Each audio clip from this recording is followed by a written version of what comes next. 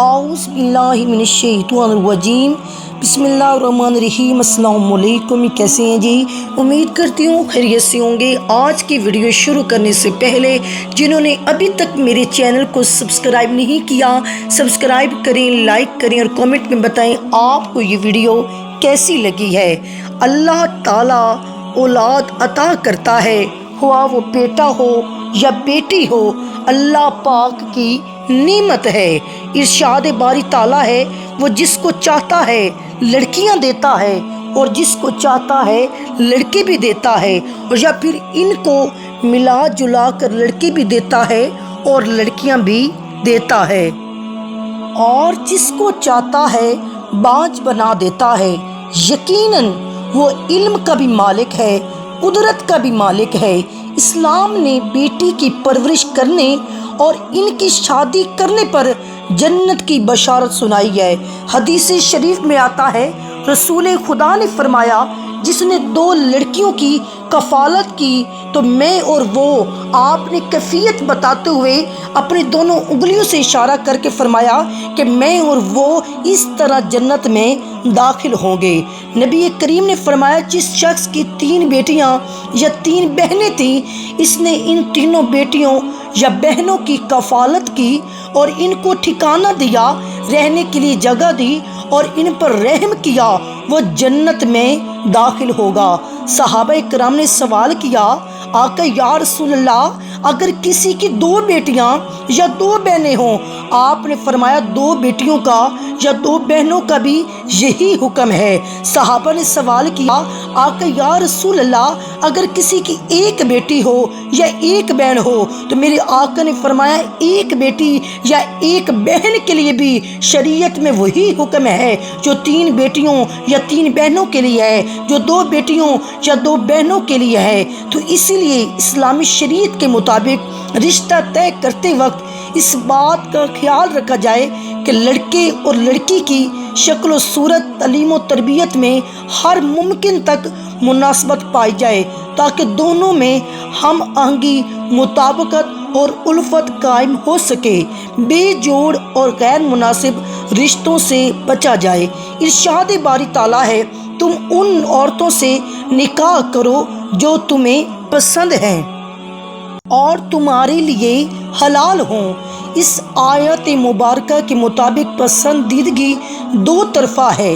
صرف لڑکے کو لڑکی پسند ہونا کافی نہیں، بلکہ لڑکی کو بھی لڑکا پسند ہونا ضروری ہے، پھر ہی دونوں میں ہم آہنگی پیدا ہو سکتی ہے۔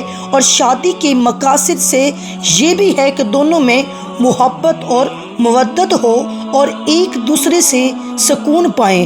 فرمان باری تعالیٰ ہے، اور یہ بھی اس کی نشانیوں میں سے ہے کہ اس نے تمہارے لیے تمہاری ہی جنس سے جوڑے پیدا کیے تاکہ تم ان کی طرف سے سکون پاؤ، اور اس میں تمہارے درمیان محبت اور رحمت پیدا کر دی۔ بے شک اس نظام تخلیق میں ان لوگوں کے لیے نشانیاں ہیں جو فکر کرتے ہیں۔ حضرت ابو ہریرہ فرماتے ہیں کہ نبی کریم نے فرمایا، غیر شادی شدہ کا نکاح اسے پوچھے بغیر نہ کیا جائے، اور نبی کریم نے فرمایا، کنواری کا بغیر اجازت نکاح نہ کیا جائے۔ انتخابی زوج کے لیے یہی بنیادی چیزیں ہیں جنہیں نظر انداز کر کے اکثر لوگ لڑکے کی مال و دولت کو دیکھ کر لڑکیوں کی زندگیاں برباد کر دیتے ہیں۔ اگر لڑکے کے پاس مال و دولت کے بجائے ضروریات زندگی پورا کرنے کی استطاعت ہو اور اچھا کردار ہو تو دونوں کی زندگی میں محبت اور سکون اور اللہ تعالیٰ کی رحمت جیسی نعمتیں بآسانی نازل ہوتی ہیں۔ حضرت یحییٰ بن ابی کثیر روایت کرتے ہیں کہ رسول خدا نے فرمایا، جب تمہارے پاس ایسے شخص کا پیغام نکاح آئے جس کی دینداری اور اخلاق تمہیں پسند ہو تو اس سے نکاح کر دو، اگر تم نے ایسا نہ کیا تو زمین میں بہت زیادہ فساد اور فتنہ پھیلے گا۔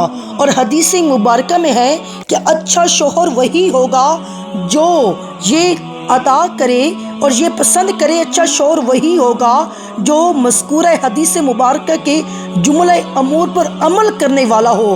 آپ رسول خدا نے ارشاد فرمایا، جب خود کھائے تو اسے بھی کھلائے، अपनी बीवी को भी खिलाए, और जब खुद पहने तो इसे भी पहनाए, इसके मुंह पर ना मारे, इसे बुरा ना कहे और घर के अलावा तन्हा कहीं ना छोड़े।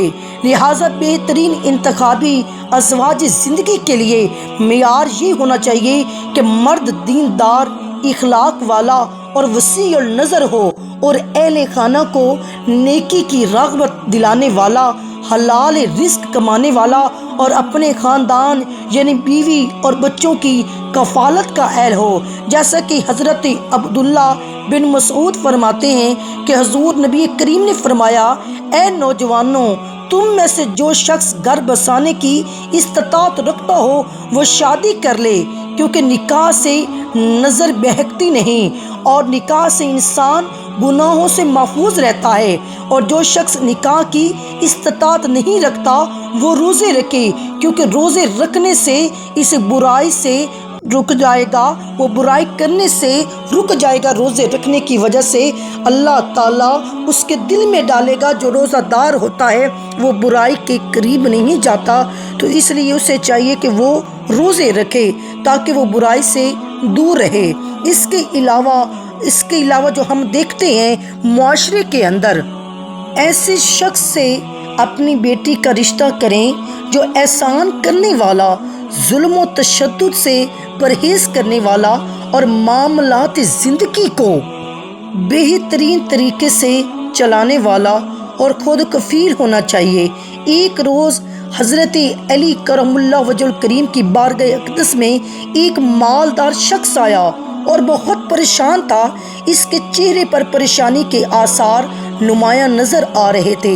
इसने हज़रत अली करमुल्लाह वजहुल करीम की बारगाह अक़दस में अर्ज़ की, ए अमीरुल मोमिनीन, मैं बहुत परेशान हूँ, मेरी परेशानी आप ही दूर फरमा सकते हैं। हज़रत अली करमुल्लाह वजहुल करीम ने फरमाया, क्या मसला है, कौन सी बात है जो तुम्हें मुझ तक ले आई है?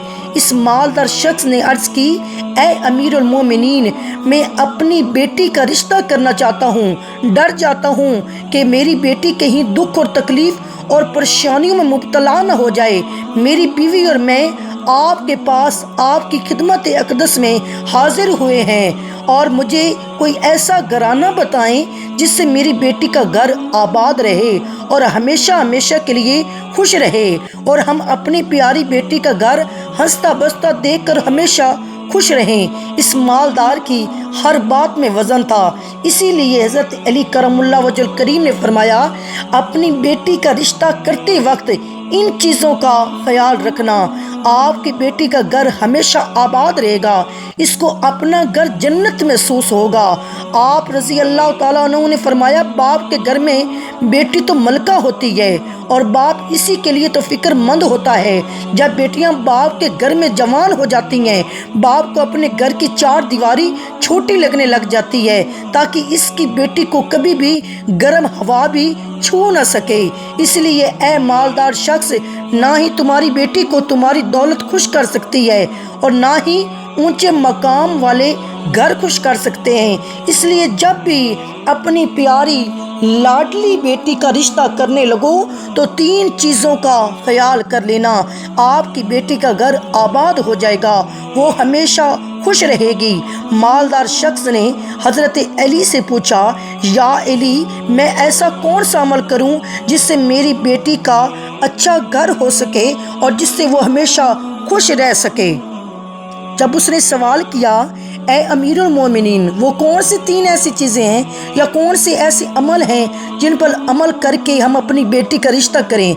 हज़रत अली करमुल्लाह वजहुल करीम ने फरमाया, ए मालदार शख्स, याद रखना, अपनी बेटी का रिश्ता ऐसी जगह या ऐसे घर में ना करना जिस घर में घर के फैसले औरतें करती हों, मर्द इस औरत के फैसले पर अमल करते हों।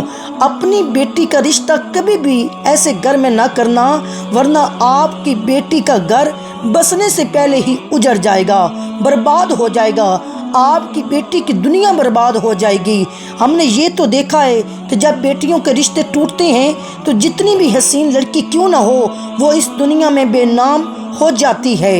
इसको ना घर वालों से प्यार मिलता है, ना मैके वालों से प्यार मिलता है। वो मैके वालों पर اور اپنے شوہر پر خود کو بوجھ سمجھنے لگتی ہے، اور ایسا ہم نے دیکھا ہے، ایسا ہم نے بھائیوں نے بھی بہن کو بوجھ قرار دیا ہے۔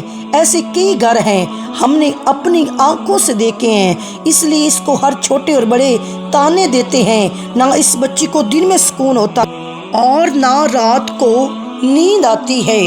وہ اسی فکر میں رہتی ہے کہ میری وجہ سے میرا میکا یعنی ماں باپ بہن بھائی پورا گھر پریشان ہے، اور وہ گھٹ گھٹ کر مرنا شروع ہو جاتی ہے۔ آخر کار تھک ہار کر یا تو وہ اپنے شوہر کو اپنا لیتی ہے اور اس شوہر کے ظلم و ستم کو اور اس کے تانوں کو گہنا بنا کر پہن لیتی ہے، یا پھر اپنی زندگی سے روٹ کر بیمار پڑ جاتی ہے۔ اسی لیے اے مالدار شخص، اس گھر میں اپنی بیٹی کا رشتہ کبھی نہ کرنا جس گھر کے فیصلے عورتیں کرتی ہوں۔ اور دوسرے نمبر پر حضرت علی کرم اللہ وجہ الکریم نے فرمایا، اے شخص کبھی بھی اپنی بیٹی کا رشتہ اس گھر میں نہ کرنا جہاں عورتوں کی عزت نہ ہوتی ہو اور جہاں صرف مرد ہی حکمرانی کرتا ہو، وہاں اپنی بیٹی کا رشتہ نہ کرنا، ورنہ تمہاری بیٹی کا گھر بسنے سے پہلے ہی اجڑ جائے گا۔ ہم نے اپنے ارد گرد بہت سے ایسے گھر بھی دیکھے ہیں اور بہت سے ایسے واقعات دیکھے ہیں جو لوگ اپنی بیوی کو، جو عورت کو اپنی جوتی کی نوک پر رکھتے ہیں، حالانکہ اللہ تعالیٰ کے پیارے نبی حضرت محمد احمد مجتبیٰ نے فرمایا کہ جیسا تم کھاؤ اپنی بیوی کو بھی ویسا ہی کھلاؤ، اور جیسا تم پہنو ویسا ہی اپنی بیوی کو پہناؤ۔ لیکن ایسے گھر بھی ہیں جو صرف خود کو اول سمجھتے ہیں اور اپنی بیوی کو خاطر خواہ میں بھی نہیں لاتے۔ ایسے شخص بھی ہیں جو اپنی بیوی پر ظلم اور ستم کر کے خوش ہوتے ہیں اور کہتے ہیں ہم نے اپنی برادری میں، اپنے خاندان میں اپنا نام اونچا کر لیا ہے، حالانکہ وہ اپنا نقصان کر رہے ہیں، کیونکہ حضور نبی کریم محمد مصطفیٰ احمد مجتبیٰ کی سنت پر وہ عمل پیرا نہیں ہوئے اور اپنے لیے عذابوں کا گڑھا کھود رہے ہیں۔ اس لیے اے شخص اپنی بیٹی کا رشتہ اس جگہ پر مت کرنا جہاں عورتوں کی عزت نہیں ہوتی۔ حضرت علی کرم اللہ وجہ کریم نے فرمایا، اپنی بیٹی کا رشتہ اس جگہ پر نہ کرنا جہاں اس کا خاوند اپنی بیوی کے ساتھ نرمی، خوش خلقی اور حسن سلوک کے ساتھ پیش آئے، جو اپنی بیوی کے حقوق کو ادا کرنے میں کسی قسم کی غفلت اور کوتاہی نہ کرے، جو اپنی بیوی کا اس طرح ہو کر رہے کسی اجنبی عورت پر نگاہ نہ ڈالے، اور جو اپنی بیوی کو اپنی عیش و عشرت میں برابر کا شریک سمجھے، جو اپنی بیوی پر ظلم و ستم اور کسی قسم کی بے جا زیادتی نہ کرے، جو اپنی بیوی کی خوبیوں پر نظر رکھے اور معمولی غلطیوں کو نظر انداز کرے، جو اپنی بیوی کی مصیبتوں اور رنج و غم میں دلجوئی، تیمارداری اور وفاداری کا ثبوت دے، جو اپنی بیوی کو پردے میں رکھ کر عزت اور آبرو کی حفاظت کرے، جو اپنی بیوی کو ذلت اور رسوائی سے بچا کے رکھے، جو اپنی بیوی کو دیانت داری اور دینداری کی تاکید کرتا رہے اور شریعت کی راہ پر چلائے، جو اپنی بیوی کے اخراجات میں کنجوسی نہ کرے، جو اپنی بیوی پر اس طرح کنٹرول رکھے کہ وہ کسی برائی کی طرف رخ بھی نہ کرے۔ حضرت علی کرم اللہ وجہ الکریم نے فرمایا، اے مالدار شخص، تیسرا عمل، اپنی بیٹی کا رشتہ اس جگہ پر بھی مت کرنا جہاں ان کے خاندان میں طلاق بہت زیادہ ہو۔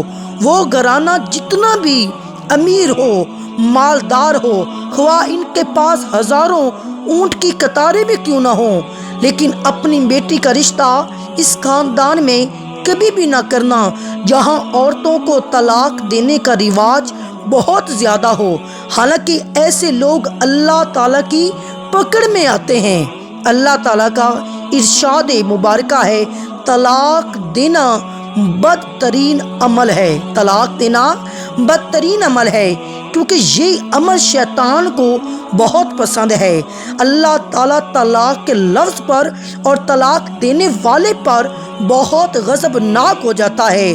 آپ خود سوچئے، جس عمل پر پروردگار عالم خود رب العالمین جو رحمت ہے، جو رحمان بھی ہے، جو رحیم بھی ہے، وہ رب غضبناک ہو جائے، وہ انسان اس دنیا میں ذلیل و خوار ہوگا اور آخرت میں بھی ذلیل و خوار ہوگا، رسوا ہوگا، بلکہ وہ تو خوار ہو ہی گیا۔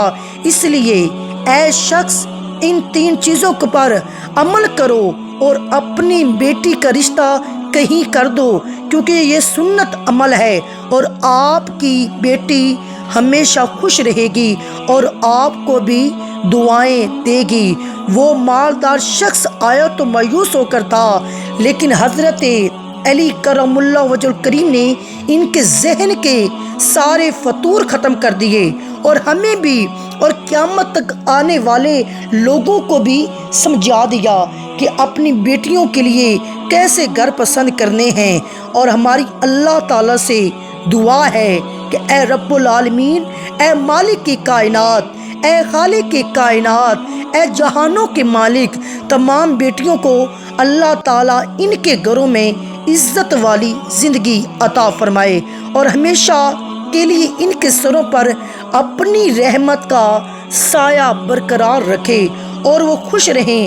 اللہ پاک سے دعا ہے کہ اللہ پاک ہمیں ان تمام باتوں کو سمجھنے اور ان پر عمل کرنے کی توفیق عطا فرمائے، اور جو سننے والے ہیں ان کو بھی سمجھنے کی اور اللہ تعالیٰ اس باتوں پر عمل کرنے کی توفیق عطا فرمائے۔